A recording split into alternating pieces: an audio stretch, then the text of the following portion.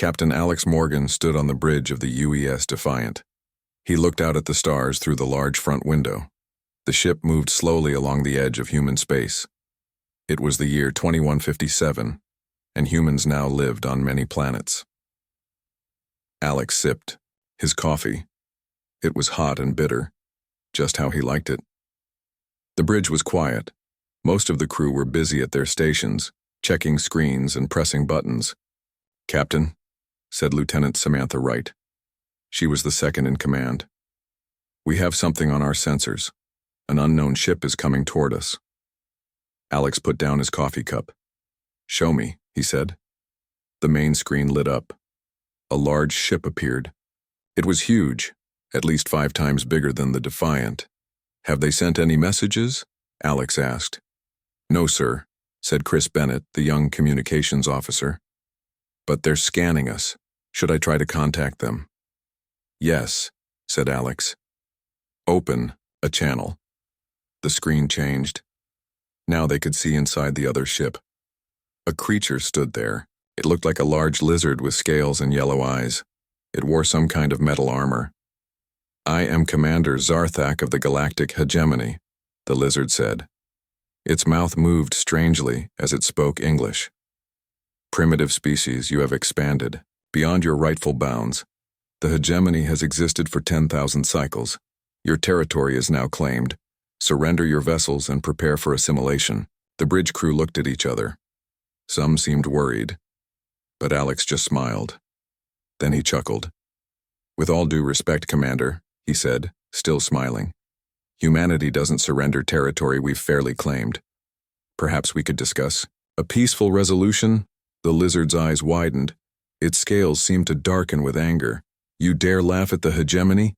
Your insolence will be punished." Then the screen went black. "They've cut communication," said Chris. "Shields up," ordered Alex calmly. "Be ready for anything." Just then, the alien ship fired. A bright beam of energy shot past the Defiant, just missing it. "That was a warning shot," said Samantha. "They're trying to scare us," Alex said. "Let's show them we're not scared." The alien ship fired again. This time the beam hit the Defiant directly. The ship shook, but not much. "Damage report?" asked Alex. "Minimal, sir," replied Maria Diaz, the ship's engineer. "Our shields absorbed most of it. They're stronger than the aliens." "Expected." Alex nodded. "Good." He turned to Chris. "Send a message to Earth Command. Tell them we've made first contact with a hostile alien civilization called the Galactic Hegemony. Say they seem unaware of human resilience. We're engaging defensive protocols." "Yes, sir," said Chris, typing quickly. "What now, Captain?" asked Samantha. "Now we see what these aliens are really made of," said Alex. "Prepare a response to their attack. Something small but effective. Let's show Commander Zarthak that humans aren't as primitive as he thinks." The Defiant's weapons officer, Lieutenant John Baker, grinned. "I have just the thing, Captain. A low-power missile aimed at their weapons array. It won't do much damage, but it'll let them know we can bite back." "Do it," said Alex. He picked up his coffee cup again and took another sip. The missile launched, streaking across space toward the massive alien vessel. The lizard commander's face appeared on screen again. He looked shocked. "You dare to fire upon a hegemony vessel? Your extinction is now certain." Alex just smiled again. "We'll see about that, Commander. We'll see about that." As the Defiant prepared for battle, Alex Morgan knew this was just the beginning. Humanity had faced many challenges before. They would face this one too, and they would not surrender. Admiral Lisa Reyes sat at her desk in Earth Defense Command. The room was big, with maps and screens on the walls. She read the report from Captain Morgan's ship, the Defiant. Her face looked worried. "So these aliens, this galactic hegemony, want us to surrender all our space," she said. General Kevin Oakes nodded. He was a tall man with gray hair. He held a small computer tablet in his hands. "Yes, Admiral. They've given us 2 Earth days to give up. Their fleet is already moving toward us." Lisa stood up and walked to the big map on the wall. It showed all the places where humans lived in space. Little dots of light showed human ships. "Then we need to get ready," she said. "Send messages to all our ships. Tell them to come together. We need to show these aliens that humans don't give up easily." Kevin nodded and left the room to send the messages. Meanwhile, on the Defiant, engineer Maria Diaz worked hard in the engine room. She looked at computer screens showing the alien ship's weapons. She called Captain Morgan on the ship's communication system. "Captain, I found something important," she said. "I looked at how the alien weapons work. They are very strong, but they always work the same way. I think we can change our shields to stop their attacks better." "Good work, Maria," said Alex. "Make those changes as fast as you can." Far away in the alien space, Commander Zarthak stood before the Hegemony High Council. The council room was large and dark. 5 alien leaders sat in high chairs looking down at him. "These humans showed no fear," Zarthak said. "They even laughed at our demands." High Counselor Vendra, the oldest and most powerful alien, waved, a clawed hand dismissively. "They are primitives who have barely left their home world," Vendra said. "Our invasion fleet will crush their resistance easily." Another council member spoke up. "Are we sure about this? We know very little about these humans." "What is there to know?" Vendra asked. "Their ships are small. Their weapons are weak. They have only been in space for a short time. We have ruled the stars for 10,000 cycles." What the aliens didn't understand was that humans were different from other species they had met before. The hegemony had grown in a peaceful time. They hadn't needed to fight real wars for thousands of years. Their technology had improved, but their fighting skills had not. Humans, however, had fought against each other for their entire history. They had learned to be creative in battle. They knew how to win even when they seemed weaker. Back on Earth, Admiral Reyes called a meeting of all top military leaders. They gathered in a big room with a round table. "The Defiant has sent us more information about the alien ships," she said. "They are big and powerful, but they might have weaknesses we can use against them." She showed pictures of the alien ships on a big screen. Then she showed the plans that Captain Morgan and Engineer Diaz had sent. "We will not surrender," she said firmly. "We will fight, and we will show these aliens that humans are stronger than they look." The military leaders nodded. They began to make plans for the coming battle. In space, the hegemony's invasion fleet moved closer to human territory. Hundreds of huge ships flew together. Their commanders were confident. They expected an easy victory. They had no idea what was waiting for them. The hegemony attack force arrived at the human colony of New Montana. 30 big alien ships surrounded the small planet. Only 5 human ships guarded the colony. The aliens thought victory would be easy. Admiral Jason Clark stood on the bridge of the UES Intrepid, the largest of the human ships. He was a tall man with a serious face. He looked at the alien fleet on his screen. "Send a message to all alien ships," he ordered. His communications officer nodded and pressed some buttons. Admiral Clark spoke clearly. "This is your only warning. Withdraw from human space immediately." On the biggest alien ship, General Thax watched the human message with amusement. He was a large, lizard-like being with dark green scales. His yellow eyes narrowed as he laughed. "Your species' overconfidence is amusing," he said in reply. "Commence bombardment." The alien ships began to fire at the human vessels. Their weapons were powerful, shooting bright beams of energy across space. But something strange happened. The human ships moved in ways the aliens did not expect. They turned quickly, flying in patterns that made them hard to hit. When the alien beams did hit, the human ships did not break apart as expected. They were built differently than other ships the hegemony had fought. They had extra systems and special compartments that could be sealed off if damaged, an idea from Earth's old sea ships. Then the human ships fired back. Their weapons were simpler than the aliens, but they worked in a way the hegemony had not seen before. The humans used solid metal projectiles, actual physical objects, that moved incredibly fast. These projectiles went right through the aliens' energy shields, which were designed to stop energy weapons, not physical ones. The colony's surface, a woman named Susan Peters watched the battle through a telescope. She had dark hair and wore simple clothes. She held up her communication device and recorded what she saw. "The human ships are winning," she said excitedly into her device. "They're smaller, but they're fighting smarter. Up in space, 2 human ships moved to either side of a big alien ship. They fired their weapons at the same time, hitting the alien ship's engines. The massive vessel stopped moving, just floating in space. By the time the battle ended, 23 alien ships had run away. The rest were destroyed or couldn't move. The humans had won." Later on the Intrepid, Admiral Clark met with General Thax, who was now a prisoner. The alien looked confused and angry. "How?" the alien general asked. "Your technology is centuries behind ours." Admiral Clark gave a small smile. "Sometimes the oldest solutions work best against new problems. Your empire probably hasn't fought a real war in generations. We humans have never stopped preparing for one." General Thax stared at the human with new understanding. "We thought you would surrender when you saw our fleet," he said. "That's not what humans do," replied Admiral Clark.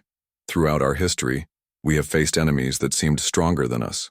We learned to adapt. We learned to find weaknesses. We learned to never give up." The alien general looked out a window at the stars. "The High Council will not accept this defeat. They will send more ships." "And we'll be ready for them," said Admiral Clark. "You should tell your leaders that if they want peace, we are willing to talk. But if they want war, they will find that humans are very good at it." As the Intrepid carried its alien prisoner back toward Earth, news of the victory spread to all human colonies. People celebrated in the streets.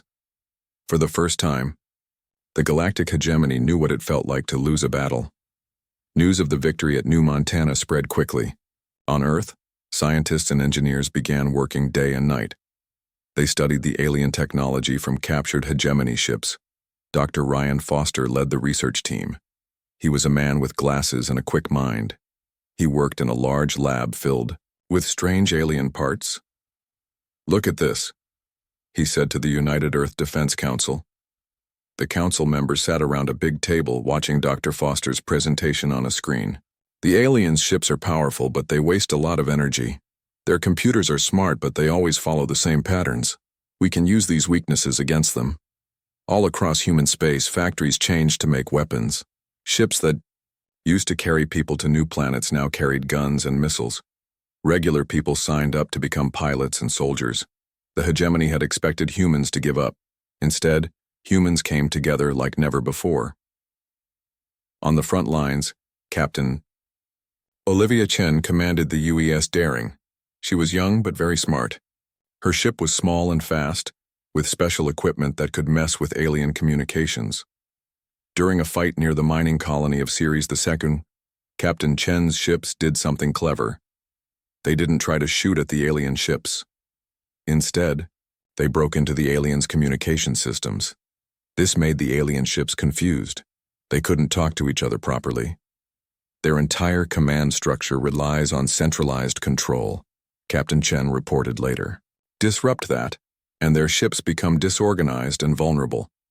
While the alien ships were confused, other human ships attacked them. The battle was a big victory for humans. Back on Earth, Admiral Lisa Reyes looked at reports from all the battles. She felt more confident now. "We may have less advanced weapons," she told her officers, "but we're not losing. Humanity has always been at its best when facing difficult challenges." In hegemony space, the alien leaders argued with each other. High Counselor Vendra, the top leader, faced tough questions. "These humans don't fight like any species we've encountered," said Military Director Krell, a battle-scarred alien with dark red scales. "They adapt too quickly. They take risks no rational species would consider." "How can they keep winning?" asked another council member. "Our ships are bigger and more powerful." "Because they don't follow rules," said Krell. "We've fought the same way for thousands of years. The humans change their tactics in the middle of battles. They use old and new technology together in ways we never thought of." Vendra's eyes narrowed dangerously. "Then we must crush them completely before they become a genuine threat. Gather our largest fleet. We will destroy one of their major colonies. That will teach them to respect the hegemony. Meanwhile, human scientists made more breakthroughs. They combined their own technology with what they learned from alien ships. New weapons were built. New shields were designed. Dr. Foster showed Admiral Reyes a new device. It was small enough to fit in his hand. This can disable a hegemony ship's main computer, he explained. It uses their own communication frequency against them. How many can you make? Asked the Admiral. Thousands, he replied. We've already started production. For the first time in 10,000 years, the galactic hegemony faced an enemy they couldn't easily defeat. They had grown too comfortable, too set in their ways. Humans, on the other hand, had been fighting and adapting throughout their entire history. As both sides prepared for bigger battles, one thing became clear. The hegemony had started this war expecting a quick victory against primitive beings. Instead, they had awakened a species that refused to back down and knew how to fight against the odds. 6 months after the war began, the hegemony launched their biggest attack yet. Hundreds of warships flew toward the human colony of New Harmony. New Harmony was an important world where humans grew food for other colonies. Governor Paul Martinez looked up at the sky from his office window. He could see the alien ships like small dots against the blue. He was a middle-aged man with a kind face now full of worry. There are too many of them, he said into his communication device. We need to get our people out. How many civilians are there? Asked Admiral Reyes from Earth Command.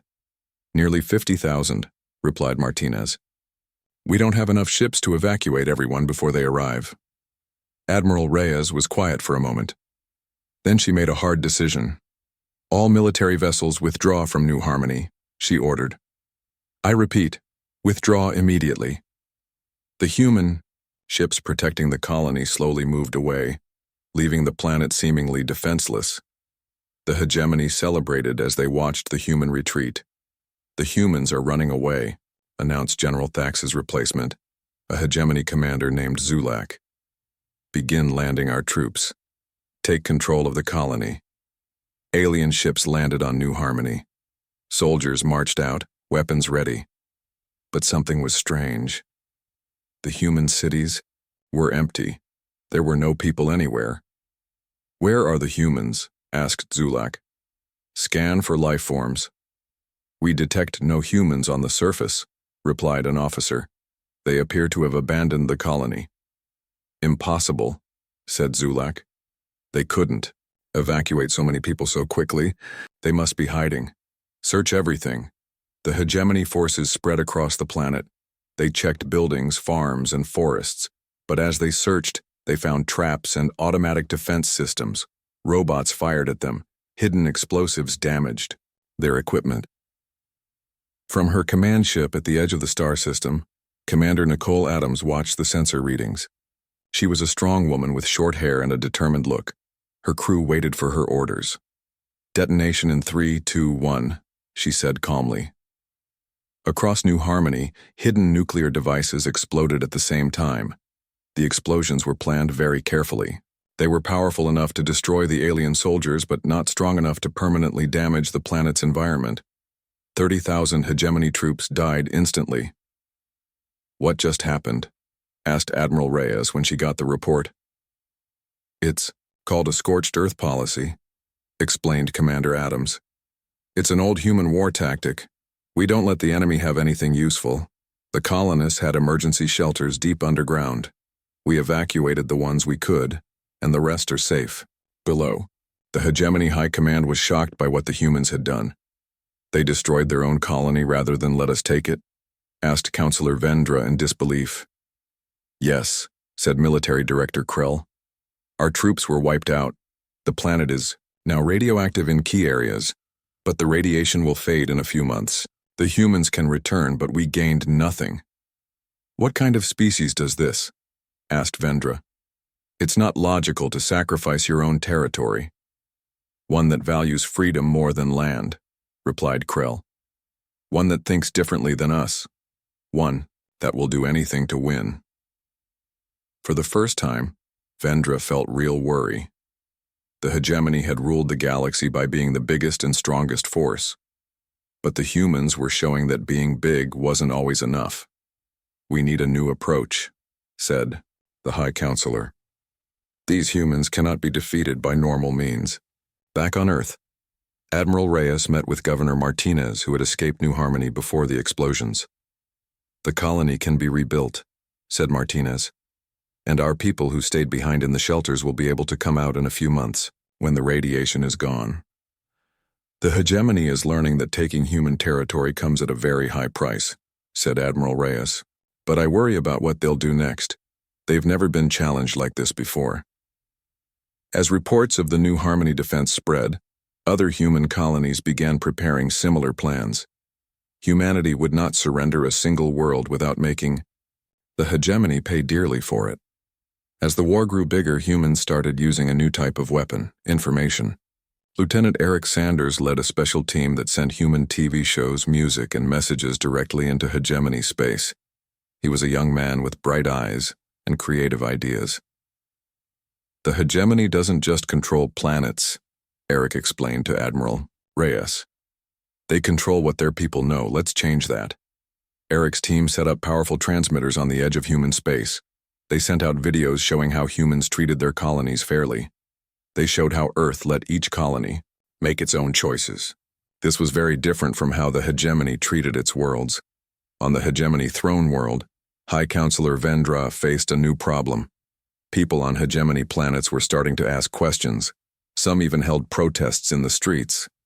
"These humans offer their colonies representation and freedom," said the ambassador from the Trell sector, a planet that had been under hegemony control for thousands of years. "What do we offer our worlds except taxes and soldiers?" Vendra was angry. "The humans are spreading lies. They are trying to divide us." But many people wondered if the humans were telling the truth. Meanwhile, human spies like Agent Diane Harris sneaked into hegemony space.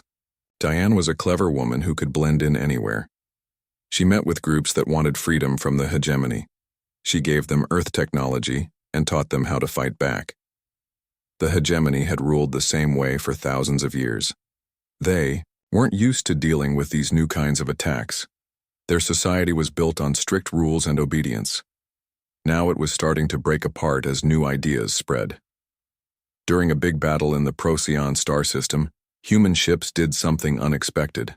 They sent videos of earlier human victories directly to the enemy fleet. Some hegemony captains, already unsure about the war, didn't want to fight. Commander Zarthak, who had been promoted after surviving early battles with humans, watched as 3 ships in his fleet refused to attack. "The humans aren't just fighting our ships," he said to his officers. "They're fighting our will to continue this war." Back on Earth, Lieutenant Sanders showed Admiral Reyes new messages from inside hegemony territory. "Look at this," he said, excitedly. "People on 7 hegemony worlds have started asking for the right to vote for their leaders, just like our colonies do." Admiral Reyes smiled. "Sometimes the strongest weapon isn't a gun or a bomb. It's an idea." The Hegemony Council held an emergency meeting. Military Director Krell gave a troubling report. "We've lost 23 ships in the last month," he said. "But worse than that, we've had crew members refuse to fight on 14 others. And now we're getting reports of civil unrest on our own worlds." "How do we stop this?" demanded Vendra. "We can try to block their transmissions," said another council member. "But the humans keep finding new ways to send their messages." "Then, we need a decisive victory," Vendra declared. "Something so overwhelming that no one will dare question our power again." What the hegemony didn't understand was that humans had been fighting for ideas throughout their history.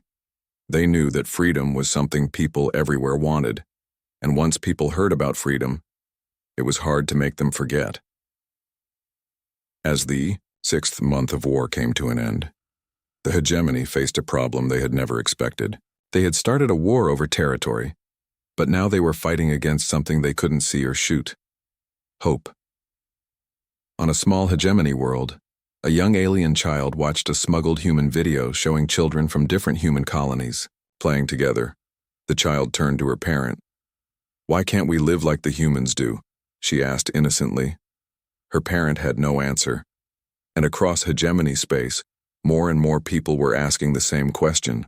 2 years into the war, the conflict reached a turning point. Human factories had been working non-stop. Scientists had studied alien technology and made new weapons and ships. Now, humans were ready to do something bold. The UES Defiance, led by the now Admiral Alex Morgan, headed toward hegemony space.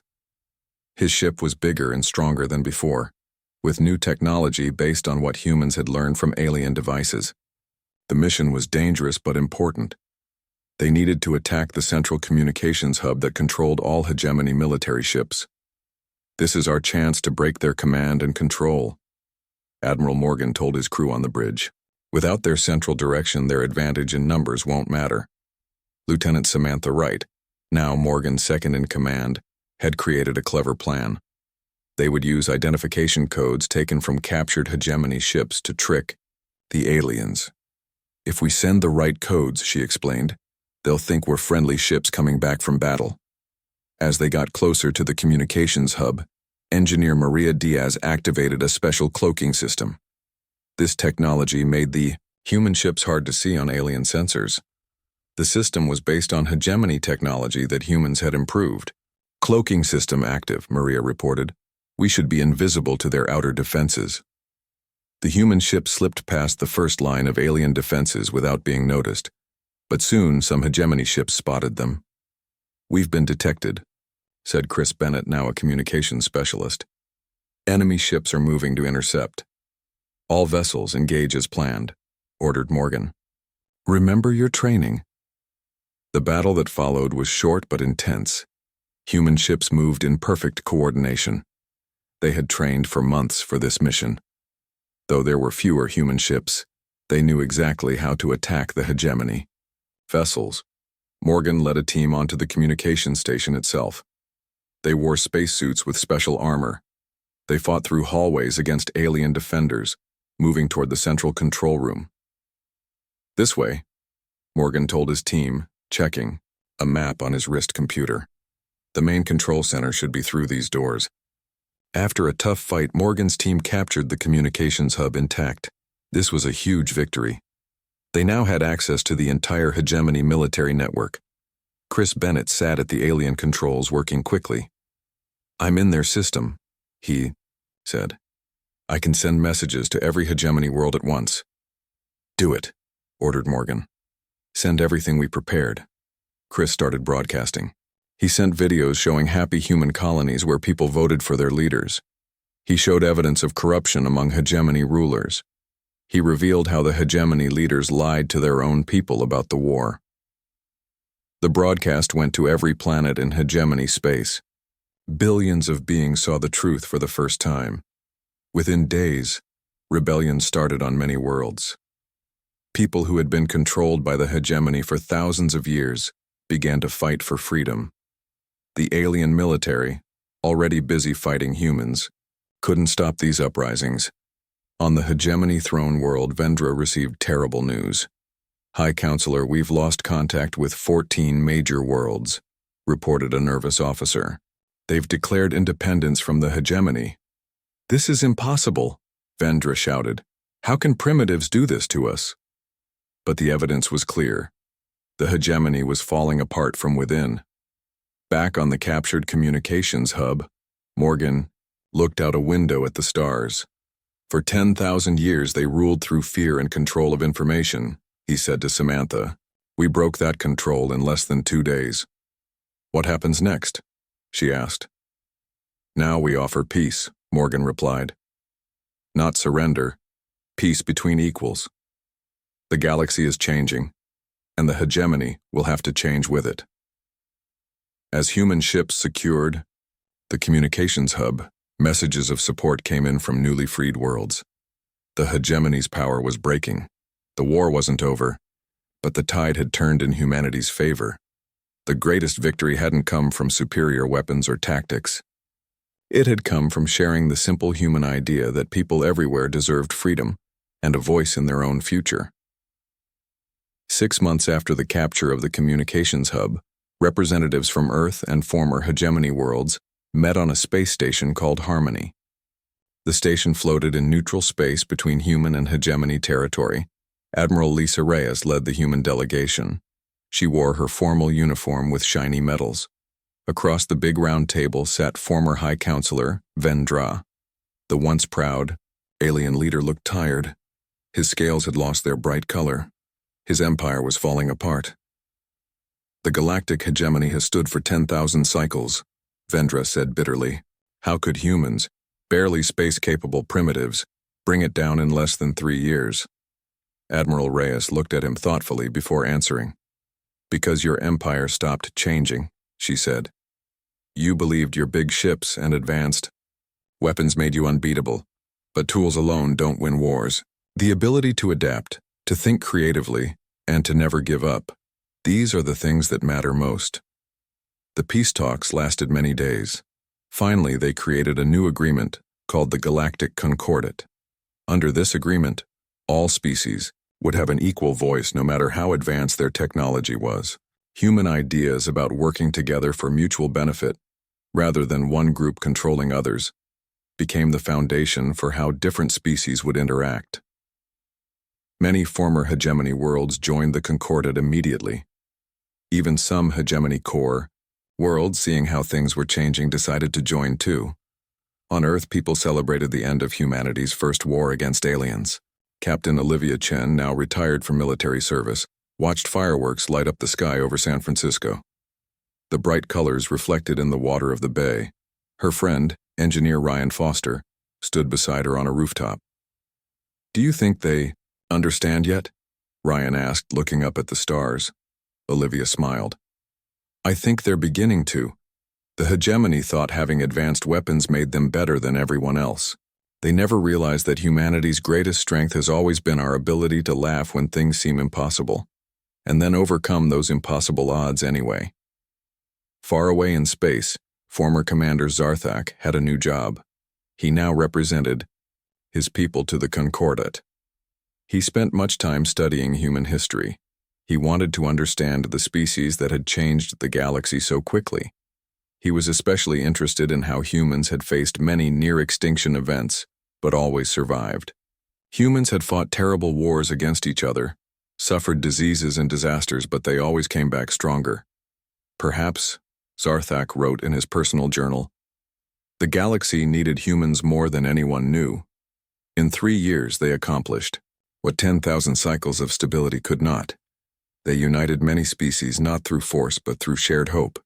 Back on the Harmony Station, Admiral Reyes and other leaders from different worlds signed the final peace agreement. As she wrote her name, Reyes thought about Captain Morgan's first encounter with the hegemony. They laughed at us, Vendra had said during the negotiations. When we first demanded their surrender, your Captain Morgan actually laughed. That's very human, Reyes had explained. When faced with overwhelming odds, sometimes laughter is our first response, not because we don't understand the danger, but because we refuse to be intimidated by it.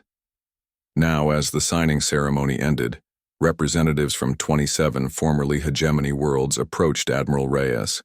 We wish to learn more about human ways, their spokesperson said. Particularly your system of government where people choose their own leaders. We'll be happy to share what we know, Reyes replied. But you'll need to find your own path. That's another human idea we value. Each world should determine its own future. As human ships prepared to return to Earth, news spread throughout the galaxy. A new era had begun. The time of empire was ending.